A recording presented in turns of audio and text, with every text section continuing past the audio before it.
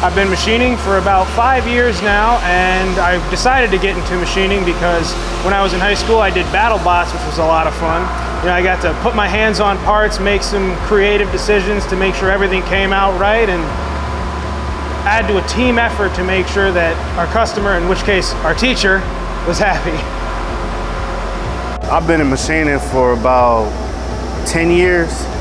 I decided to go into machining. I really lucked up just trying to figure out what it is I want to do with agencies, and the agency had a CNC position. I got offered the opportunity, and I fell in love with it. I like it, yeah. I've probably been into it a little over 10 years. I always liked working with my hands and all that. I started my career making manuals. I've been in machining for about 14 years now.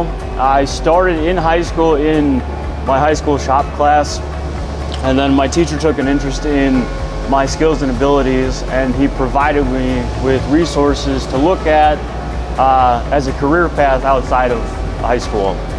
I didn't know if I wanted to go to college or if I wanted to go into the trades, and I found machining through different trade shows and through my high school machine shop, and I've been in it ever since. I have been working in the machining for almost 20 years.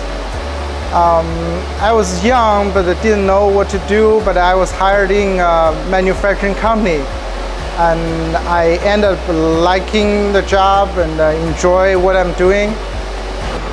Well, the reason I became a machinist is I was newly married to my beautiful, lovely bride, and I was looking for a trade to get into so I could be a supportive husband and father.